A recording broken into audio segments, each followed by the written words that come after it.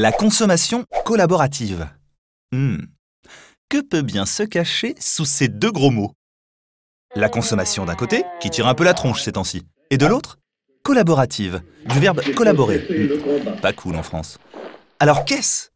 Eh bien, la consommation collaborative regroupe l'ensemble des nouvelles formes de partage, d'échange et de location permises par les sites internet de mise en relation entre particuliers.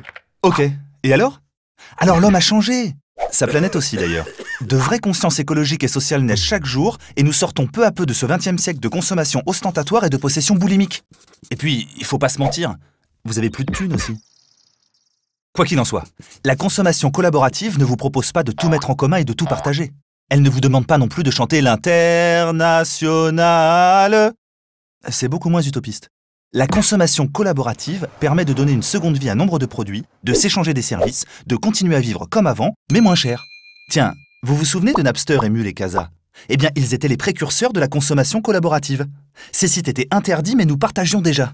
Et les industries de la musique, comme celles du cinéma, ont été obligées de s'adapter. Il en sera bientôt de même pour tout le reste. Des constructeurs de voitures aux compagnies d'assurance en passant par la grande distribution, tous évaluent l'ampleur du virage à prendre et ce phénomène est mondial. De toute façon, vous y êtes déjà. Si vous n'avez pas encore fait de covoiturage, vous avez déjà acheté sur eBay. Cette notion de partage va plus loin que le 4 heures de la cour de récré. Partager devient un moyen de se construire au regard des membres de sa communauté. C'est bien par le partage de musique, de vidéos et de bons plans que nous nous définissons auprès de nos proches. Désormais, vous existez au sein de ces communautés. Les systèmes de réputation des sites collaboratifs sont efficaces et les acteurs de votre communauté vous notent. La confiance entre particuliers s'installe de plus en plus et les utilisateurs très réguliers de Facebook font 3 fois plus confiance aux inconnus que ceux qui n'ont aucun réseau social. Financier, humain ou écologique, vous avez forcément un intérêt à partager. Vivez une expérience de tourisme authentique en dormant chez l'habitant, économisez en faisant du covoiturage et faites de nouvelles rencontres. Ou pas, d'ailleurs. Financez un projet qui vous plaît, regroupez-vous et favorisez l'agriculture locale. Louez votre voiture pour le week-end, vous restez à Paris, nom d'un chien. Votre voiture est à l'arrêt 92% du temps. Et que fait votre perceuse quand vous ne l'utilisez pas? Elle dort. Vous l'utilisez 12 minutes en tout dans sa vie.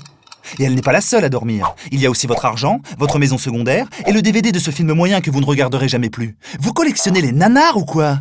Bon, je m'emporte. Vous ferez bien ce que vous voulez. C'est peut-être un peu bobo, mais rendez-vous compte de la force d'Internet, des communautés auxquelles vous adhérez et des économies que vous pouvez faire.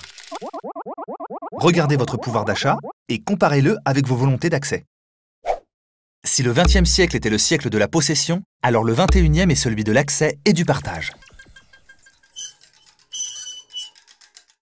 Bah, pourquoi ça marche pas ?